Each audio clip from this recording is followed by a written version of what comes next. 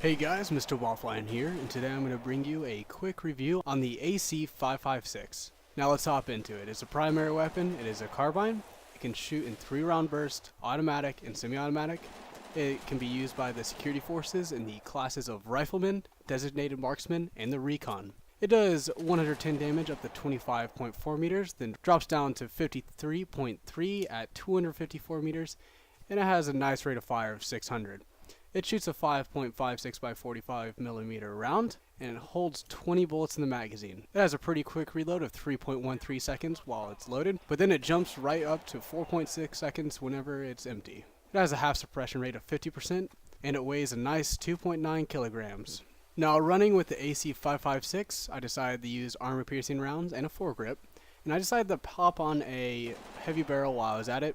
And the iron sights are perfectly fine, they're not terrible, and they're pretty easy to use, so I went ahead and saved that point towards something else and just went ahead and used the iron sights. Now as for my loadout, in the beginning rounds I would have to use the light armor because I didn't have enough points to afford the heavy armor, but as the rounds went on I would of course put on heavy armor and then an ammo vest. Now when I initially realized I had to get footage for this weapon, I was really negative about it and I didn't think it was that good of a weapon in my previous encounters of using it. And I just was like, oh, I don't want to do this. Can I just use the TOZ? Man, I can't wait for that video. That's going to be really fun. Yeah, don't like shotguns. Anyway, I felt like whenever I started playing with it that the AC-556 wasn't that bad. But I feel like the other weapons in the class are overpowering it. For example, we have the M16A4, which has almost the same exact stats, except it has a bigger magazine and it has a higher rate of fire. The only difference is that it's 3-round burst or semi-automatic, or even the M4A1 has a slight advantage over the AC-556. This gun is the Underdog, but if it's used correctly, you will not do that bad. When using this weapon, I recommend getting in corners and just picking off enemies because it does have that long range feature to it. And fire and semi-automatic whenever you get the chance, because the recoil on this gun isn't terrible, but if you don't have a foregrip and heavy barrel, it's going to fly up on you.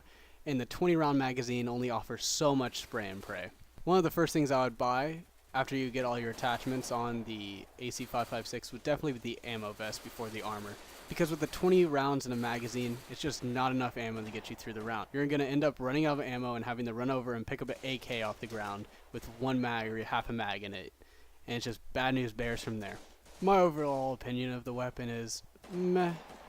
There's better options offered in the class, but their stats are pretty close, so it can be opinionated a little bit, but I would definitely not recommend using this gun as a close quarter alternative. I would definitely stay back or even flank around and get in the corners and take them away from long range where they can't find you. You may even want to try running it with the scope. That may help. I didn't try it. Don't know why. It just didn't feel right. I felt like I could easily see people with the iron sights from far away distances. Anyway guys, that's it for the AC-556 review. Leave a comment if you think differently about the AC-556. I would love to read them and hear your opinion on the weapon. Please remember to rate, comment, and subscribe and all of that smooth jazz. And I'll see you guys Sunday for another Insurgency review. Thanks for watching.